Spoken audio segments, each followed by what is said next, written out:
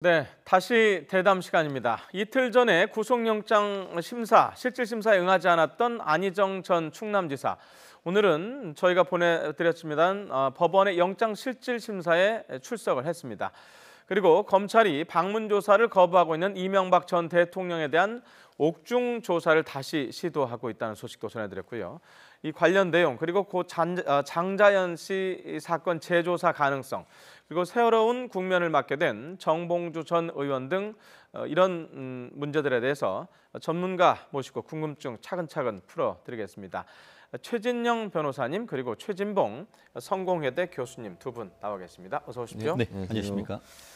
자, 저희가 다룰 주제가 4개나 되는데 조금 속도감 있게 나가도록 해보겠습니다. 우선 안희정 전 지사 지난번에 불출석을 했는데 그냥 서류 심사만 하지 않고 법원에서 다시 불렀어요. 이게 다시 부른 의미가 어떻게 해석이 할 수 있을까요? 한마디로 법원 같은 경우에는 영장 실질 심사는 다른 것과 달리 직권적으로 재판장이 피의자를 직접 물어서 영장에 적합한지 여부를 확인하는 절차인 것 같은데요. 네. 말씀하셨던 것처럼 서면이 왔지만 서면만으로는 결론을 내리기가 부적합하다 이렇게 판단한 것 같습니다. 그래서 구인 영장을 새로 발부를 하고 오늘 기일을 해서 아마 이 시간에 진행 중인 것 같은데요. 네. 이 부분에 있어서 왜 그럼 불렀을까에 대해서 여러 가지 견해가 있습니다. 한마디로 네.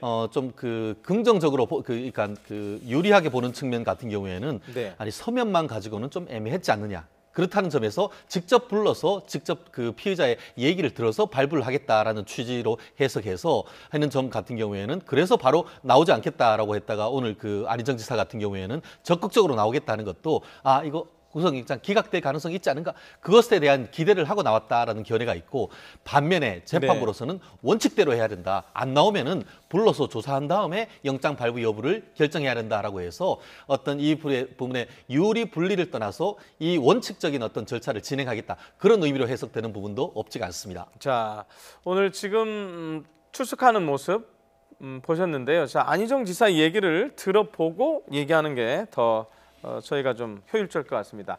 안희정 전 지사 출석하면서 얘기를 했는데요. 다시 한번 들어보도록 하겠습니다. 불출석 사유서까지 내셨는데 다시 이렇게 출석하기로 마음 바꾸신 이유 무엇입니까? 예, 검찰과 법원의 결정에 늘 성실히 따르겠습니다. 여전히 혐의 부인하십니까? 말씀드린 바와 같습니다. 자, 두 질문에 대해서 간단하게 답변을 했는데 지난번하고 조금 분위기가 바뀌었습니까? 비슷한가요? 거의 비슷하다고 보는데요. 저는 네. 이제 검찰과 법원의 결정을 존중하고 따르겠다는 얘기를 하는 거에 좀 주목을 해야 한다고 저는 보여지는데요. 그만큼 법적인 어떤 다툼의 여지가 있다는 부분들을 강조하는 것 같아요. 그리고 검찰이나 법원이 요구하면 본인은 열심히 지시를 할까요? 아니면 어떤 요구사항을 따르겠다고 하는 것은 법적으로 다퉈보겠다고 하는 의지가 더 강해진 게 아닌가 하는 생각이 들거든요. 그러니까 이건 정치적으로 도덕적으로 윤리적으로는 비난받을 수 있지만 법률적으로는 자기도 다퉈볼 수 있는 여지가 있다는 판단을 한 것 같고 그런 차원에서 본다면 검찰이나 법원을 자극하지 않고 검찰이 요구하면 처음에는 자기가 나와서 사람들 앞에 보여주는 모습이 좀 부정적으로 보여줄 수 있는 부분이 있어서 부담이 있어서 아마 안 나오려고 했던 것 같은데 그럼에도 불구하고 법원이 다시 한번 출석을 요구하니까 거기엔 열심히 나오면서 법원과 검찰의 심기를 건드리지 않고 법적 투쟁을 해보겠다고 하는 그런 의지가 보여지는 그런 대답이라고 볼 수 있겠습니다. 예. 사건의 결은 다르지만요. 지난번에 이명박 전 대통령 같은 경우에는 영장 실질심사에 출석을 하지 않자 그냥 서류만으로 진행을 했거든요. 근데 역시 건물 정치인 아닙니까? 안희정 전 지사 출석을 안 했는데 와라 해서 지금 진행을 하는데요. 그러면 그때 그러니까 이명박 전 대통령과 안희정 전 지사 어떤 차이가 있어서 이렇게 있는 겁니까? 아주 차이가 크다라고 볼 수 있을 것 같습니다. 네. 실제로 이명박 전 대통령 사건 같은 경우에는 일단 정치적인 성격이 일단 있는 반면에 이 안희정 전 지사 같은 경우에는 정치적과는 어떤 성격과는 아무 관계가 없는 것이죠. 사건이죠. 그렇죠. 사건 자체에 대해서는. 그리고 더불어서 이명박 전 대통령에 대한 것 같은 경우에는 207쪽 정도가 돼서 한 90여 쪽은 범죄 사실이고 그 뒤에 이 범죄 일람표가 돼 있는데 그 내용을 보면은 굉장히 많은 물적 증거에 의해서 뒷받침이 됐습니다. 이명박 전 대통령 같은 경우에는 주장만 있다라고 했지만 많은 물적 증거에 의해서 범죄 사실이 입증이 됐기 때문에 굳이 불러서 조사를 하지 않는다 하더라도 사실상 영장 발부 여부를 결정할 수가 있다라고 법원이 판단했다고 볼 가능성이 높습니다. 그 반면에 다른 것도 아니고 그 남녀 간의 그 폭행 협박이 크게 배제가 된 업무상 위력에 의한 가능 같은 경우에는 사실상 진실 여부를 가리기가 쉽지가 않습니다. 그렇기 네. 때문에 결국 그 피해 여성의 어떤 진술과 물증뿐만 아니고 이 피의자라고 할 수 있는 안희정 전 지사의 말까지 다 들어본 다음에 누구의 말이 맞는지를 직접 좀 이 부분을 확인해 보겠다라는 그런 성격이 있습니다. 한마디로 이명박 전 대통령에 대한 것은 물적 증거가 충분히 있는 반면에 이번 사건 같은 경우에는 그 범죄의 성격상 물적 증거가 많기가 어렵고 더더욱 지금 그 안희정 전 지사가 죄를 부인하고 있기 때문에 그렇다고 하면은 직접 물어보는 것이 반드시 필요한 절차다. 이렇게 판단했다는 점에서 두 사건은 좀 다르지 않을까 싶습니다. 자, 말씀하신 대로 이건 명백한 단순 사건이기 때문에 변호사님한테 계속 질문을 드리겠습니다. 자, 지금 관심은 구속 가능성입니다. 구속이 될 거냐 말 거냐 아닙니까? 어떻게 예상하십니까? 이 부분이 참 그 법조인의 한 사람으로서 조심스럽긴 합니다. 항상 그렇지만 합니다만 그렇습니다. 전체적인 내용을 봤을 때는 네. 영장이 발부될 가능성이 조금 더 높다는 것이 법조계의 중론인 것 같습니다. 네. 왜냐하면은 이유는 말씀드렸듯이 처음에는 그 업무상 위력에 의한 추행으로만 고소를 했습니다만 검찰 같은 경우에는 구속영장에 폭행 협박으로 인한 강제 추행까지 넣었습니다. 말씀드렸듯이 본인이 그 남녀 간의 애정 관계, 합의에 대한 관계다라고 하고 있습니다만 이 지금 검찰 같은 경우에는 폭력에 의한 성범죄까지 넣었다는 것은 결국 성폭행에 대한 증거가 있고 그것이 인정될 경우에는 합의에 의한 관계가 있다는 것은 사실 그와 같은 어떤 항변 자체가 무너지는 것이고 그러면은 범죄가 소명되는 데에 반해서 죄를 부인하는 좀 전에 출석하면서도 뭐라고 했냐면은 혐의에 대해서 인정을 하느냐라고 물었더니만 즉 답이 뭐냐면은 종전에 드린 말씀과 같다라고 해서 여전히 죄를 부인한다는 입장을 보이는 것 같습니다. 네. 그렇기 때문에 범죄에 대한 소명, 특히 지금 그 폭행 협박으로 인한 강제 추행에 대한 소명이 될 경우에는 사실상 구속영장 발부 가능성이 상당히 높아진 부분이 아닌가 싶습니다. 자, 보통 이 시간에 또는 오전에 영장 실질 심사하러 들어가면 그 결과가 보통 밤늦게 나오거나 어떤 때는 새벽에 나와요. 자, 오늘은 어떨 것 같습니까? 오늘은 그렇게 늦지는 않을 것 같다. 빠르다라고 한다고 하면은 영장 실질 심사가 아마 1시간 이상 진행되긴 어려울 겁니다. 그렇다고 하면은 정말 빠르다라고 한다고 하면은 오늘 퇴근 시간에 되는 6시 전에 나올 가능성이 있고 늦어도 9시 전에 나올 가능성이 있지 않을까 싶은데요. 이명박 전 대통령이나 다른 분들 같은 경우에는 기록 자체가 수만 네. 쪽이 된다라고 있습니다만 이 사건 같은 경우에는 범죄 혐의가 한 4가지 정도밖에 되지 않고 더불어서 이 증거란 것도 그렇게 많지가 않습니다. 그렇다고 하면은 이미 지난 며칠 동안 그 담당 그 재판장님은 기록을 샅샅이 다 봤을 겁니다. 그렇기 때문에 오늘 심증을 질문하는 과정에서 본인의 심증을 확실히 고치는 시간이 그렇게 길지가 않을 겁니다. 결국 그렇다고 한다고 하면은 빠르면은 오늘 퇴근 전 늦어도 저녁 먹고 나서 9시 뉴스 하기 전에는 아마 결과가 나올 가능성이 있지 않을까 싶습니다. 네, 정리를 하면 이른 밤에 아마도 현재로서는 구속 가능성이 높은 결론이 날 가능성이 높다. 구속이 발부되건 구속이 기각되건 간에 그 결정이 그리 오래 시간이 걸릴 것 같지는 않아 보입니다. 예, 알겠습니다. 자, 안희정 전 지사 건은 그렇게 정리를 하면 될 것 같고요. 자, 두 번째 인물로 넘어가겠습니다. 이명박 전 대통령입니다. 자, 저희가 조금 전에 그 사회부 기자를 연결했을 때는 오전 조사는 거부했고 예. 오후 조사를 시도 다시 예. 한다고 그랬는데 그렇죠. 그 이후에 제가 못 들었는데 그 뒤에 따로 어떻게, 나온 건 없습니다. 뉴스가. 그래서 아마 제가 볼 때는 시도를 하고 이명박 전 대통령 계속 거부할 가능성이 있다고 저는 보여지고요. 그러나 네. 이제 부장검사 2명이 가서 네. 최대한 노력을 해서 시도를 할 겁니다. 왜냐하면 이것도 하나의 과정이라고 저는 보여지거든요. 검찰이 노력을 열심히 했다. 예를 들면 피해자에게 충분히 자기가 반론을 제기할 수 있는 기회를 주고 조사를 하려고 시도를 했지만 나오지 않았기 때문에 본인이 진술 거부를 하고 있는 진술 거부권을 이용해 진술을 거부하고 있는 상황이라고 하면 재판에 가서도 이게 중요한 이슈로 작용할 수 있거든요. 그러니까 네. 검찰이 얼마나 노력을 했느냐가 재판부가 볼 때는 정말 반론권이나 진술을 받으려고 하는 노력을 얼마나 했느냐가 사실은 상대방의 주장을 어느 정도 청취하려는 노력을 했느냐와 연관이 되기 때문에 재판에서도 검찰 입장에서는 본인들이 이렇게 노력했음에도 불구하고 이명박 전 대통령이 거부하는 바람에 조사가 이루어지지 않았습니다. 네. 라고 하는 주장을 할 수 있을 것이고 또 하나는 지난번에 그 검찰에 이명박 전 대통령이 출석해서 조사받을 때는 주로 이명박 전 대통령의 진술을 듣는 것으로 주로 이루어졌단 말이죠. 그런데 이번에는 실제 증거를 가지고 조금 더 압박해서 질문을 해야 되는 상황인데 지금 이명박 전 대통령이 진술을 거부하고 있고 조사를 거부하고 있기 때문에 검찰로서는 조금 당혹스러운 상황인 건 맞습니다. 그러나 아까 최진영 변호사도 말씀하셨지만 기본적으로 이명박 전 대통령에 대한 조사에서 여러 가지 증거들이나 자료들이 너무 많기 때문에 제가 볼 때는 이명박 전 대통령이 저렇게 버티신다고 해서 특별히 상황이 바뀔 거라고 보이지는 않습니다. 네.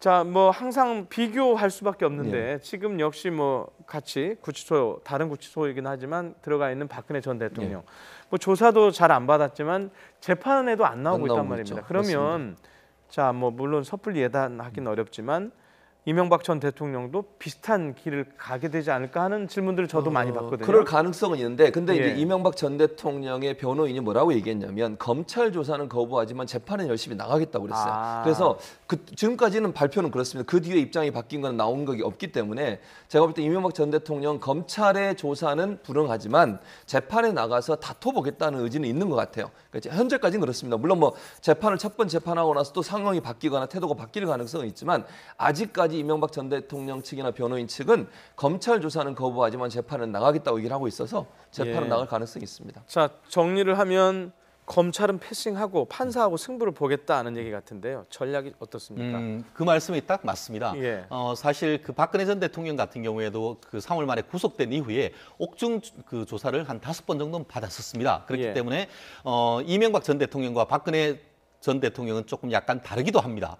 다만 전체적으로 봤을 때는 특히 그 이명박 전 대통령의 지금 전략, 다른 것을 떠나서 정치적인 것을 떠나서 법적 전략은 그 미루어 짐작컨대 이미 그 조사를 받아서 진술을 해버리면 그 자체가 어떻게 보면 불리하게 작용을 할 수가 있는 겁니다. 그런데 아예 조사를 받지 않고 거부를 해버릴 경우에는 법정에 이제 그 추가적인 여조에 대해서 같이 재판에 넘기는데 수사 때는 그 검찰이 가지고 있는 카드를 볼 수가 없습니다. 그렇지만 공소장이 작성이 돼서 재판에 넘겨지면은 그 수사 기록도 전부 다 법원으로 넘어갑니다.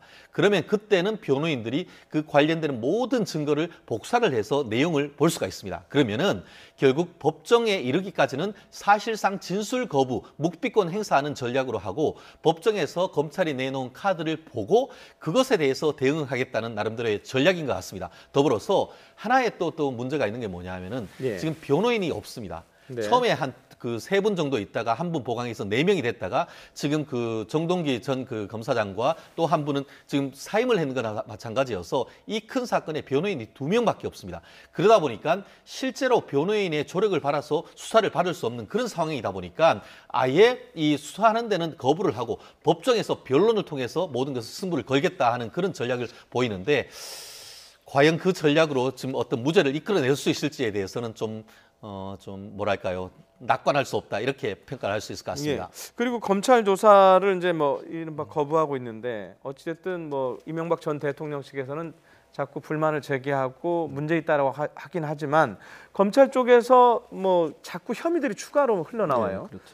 어떤 혐의가 있다, 어떤 혐의가 있다. 이걸 계속 그냥 다 가만히 있으면 인정하는 상황 아닙니까? 뭐 그런 상황이 되는 거죠. 그래서 검찰이 설득을 그렇게 할 거예요. 이러이러한 증거들 나오고 이번에도 지금 새로 나온 게 출금 전표가 나왔다는 거 아니겠습니까? 대선 기간이 포함되어 있는 기간 안에 영포 빌딩 지하 2층에서 발견된 여러 서류 중에 실제 돈이 어떻게 빠져나갔는지를 기록해놓은 출금 전표가 발견됐다고 그게 수백 장이랍니다. 그럼 이게 대선 때 일정 부분 비자금이 들어간 게 아닌가? 지금 비자금이 350억 정도의 비자금이 있는 것으로 알려지고 있는데 이런 것들도 나오게 되면 결국 본인한테 불리한 입장이죠. 그런데 이제 제가 아까도 언급을 해드렸습니다만 이명박 전 대통령 건 같은 경우에는 이미 그 여러 가지 범죄 행위라고 얘기할 수 있겠죠. 그런 행위들이 기록된 검찰의 조사 내용이 이게 좀 더 덧붙여진다 해서 형량이 늘어날 뿐이지 범죄 자체의 구성 자체를 뒤집을 만큼의 어떤 요소는 되지 않는다고 보는 거죠. 예를 들면 지금 나오는 증거들이 있다고 해서 무죄가 될 게 유죄가 되는 상황은 아니라고 보는 거거든요. 그러니까 이미 처벌을 받아야 되는 상황인데 형량이 늘어나거나 아니면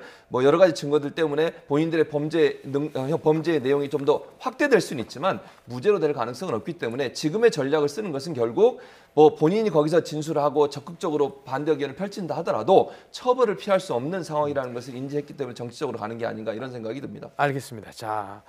자, 이번에는 세 번째 인물로 넘어가겠습니다. 고인이 된 분인데요. 고 장자연 씨 사건. 이게 지금 온라인상에서 가장 많은 관심을 끌고 있는 뉴스 가운데 하나입니다. 이 왜 그러죠? 그렇습니다. 장자연 씨라는 그 분 다들 아실 겁니다. 2009년에 그 꽃보다 남자라는 드라마로 혜성처럼 등장했던 신인 여배우였는데 2009년 3월 초에 스스로 극단적인 선택을 해서 삶을 마무리했는데요. 네. 그러면서 본인이 남긴 글 속에 보면은 본인이 그 성접대 그리고 또 보면은 그 룸살롱에서의 술접대 이런 것들을 강요를 당했다라는 그 유서를 사실상 남겼던 것이고 네. 그와 관련해서 조사를 했었는데 했었죠. 관련해서 이제 소속사의 대표와 매니저가 강요, 폭행, 협박으로 해서 재판에 받아서 일부 유죄를 받은 것은 사실입니다만 관련해서 그와 같은 그 성접대를 받은 사람이 누구시냐라고 해서 이른바 리스트가 나오곤 했습니다만 검찰 조사 결과 결국 흐지부지된 그런 사건이었습니다. 다만 그와 같은 리스트에 올랐던 분들이 유력한 어떤 정치인이나 관련되는 어떤 기업인들이어서 이 부분에 대해서 어떤 그 수사가 제대로 이루어지지 않았지 않느냐 하는 그런 의혹이 있었었는데 그 부분과 관련해서 어떤 이 검찰 수사의 적절성 이 부분이 이번에 문제가 되었고 이 검찰에서 재수사할 수 있는 목록 1호에 지금 올라왔기 때문에 네. 추가적인 조사가 이루어질 가능성이 아직 높아지는 재조사가 확정적으로 결정된 건 확정된 것은 아니고 그럴 가능성이 지금 현재 높아졌다라는 지금 보도 자료가 난 상황입니다. 이게 만약에 뭐 조만간에 재조사가 확정이 된다 그러면 파장이 커질까요? 그럼 커질 가능성이 있죠. 왜냐하면 리스트가 있어요, 리스트가. 근데 그 리스트를 다른 여러 언론기관에서 보도한 내용들을 보면 누구라고 이름이 벌써 밝혀졌는데 뭐 실명도 저희는 그렇죠, 아직 나오죠. 뭐 밝히진 않았지만 그래서 그 실명들을 보면 상당히 사회적으로 파장이 큰 그런 사건이 될 가능성이 있죠. 그래서 검찰 과거사위원회에서 곧 어느 이 사건을 포함시킬 거냐 말 거냐, 그러니까 예전에 잘못된 사건, 제대로 조사 안 된 사건을 다시 조사하는 리스트의 목록을 만들고 있는 상황에서 장자연 씨 사건 같은 경우 지금 청와대의 청원에 20만 명인가요? 이상이 지금 청원을 한 상태이기 때문에 네. 청와대가 답변을 해야 되는 상황이고 지금 이제 최근에 모 공중파 방송에서 그 리스트에 관련된 보도를 했습니다. 수사 내용을 일부 입수해서 보도하는 과정에서 이 실명을 거론하면서 모 호텔의 사장이 영향을 행사했다 이런 얘기가 있어서 그 문제가 이제 상당히 큰 파괴를 갖고 있기 때문에 이 문제가 만약에 재수사가 들어가면 나오겠죠, 뭐. 나오면 아마 사회적으로 큰 파장이 있을 가능성이 있다고 보여집니다. 예. 자, 이제 저희 이번 대담 마지막 인물로 가겠습니다.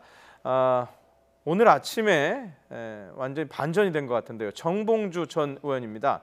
지금 서울시장 출마 철회를 했나요? 그렇습니다. 오늘 오후 2시에 공식 기자회견을 열고 모든 것에 대해서 그 고소에 있는 사실 자체도 이제 철회를 하고. 제가 방송 중이라 그 내용을 못 그렇습니다. 전해드렸네요. 오후 2시에 이제 공식 그 브리핑 굉장히 짤막합니다. 한 5줄 정도 되는 브리핑을 내면서 자연인으로 이제 돌아가겠다라고 하면서 이 서울 시장 후보 출마했는 것도 철회를 하고 결정타가 나와서 그런 것 같은데 뭐가 결정타입니까? 한마디로 물적 증거, 스모킹 건이 나왔다라고 하는데요.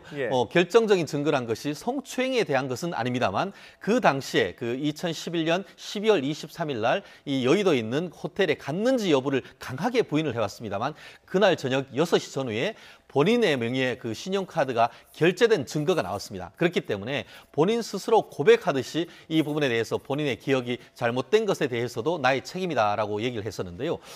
본인이 스스로 이 부분에 대해서 그 프레시안에 대한 고소를 철회를 하고 본인 스스로 자연인으로 돌아간다라고 했습니다만 과연 그와 같은 것이 그 기억이 나지 않았는 것인지 오히려 지금 그 프레시안 같은 경우에는 거꾸로 정봉주 전 의원에 대해서 이 그 허위사실 공표에 의한 명예훼손으로 고소를 해둔 상태이기 때문에 이 부분이 계속 수사를 진행할 것인지 이 부분이 문제되고 더불어서 지금 같은 경우에 그 무고죄도 문제될 가능성이 있습니다. 무슨 말씀이냐면 무고죄는 이게 허위사실을 신고를 해서 징계처분이나 형사처분을 하기 위해서 허위사실을 고소하는 부분인데 본인은 기억이 안 났다라고 하고 있습니다만 과연 그런 기억이 나지 않아서 그런지 실제로 지금 보면은 최초에 이것이 문제됐을 때 그 정봉주 전 의원 같은 경우에는 언론에 내가 그 부분에 대해서 답할 의무가 없다라고 했다가 그 다음날 한 일간지에 대해서는 내가 그 호텔에 간 것은 사실이지만 성추행을 하지 않았다. 그렇게 했다가 그 다음날은 뭐라고 했냐면은 그와 같은 것에 대해서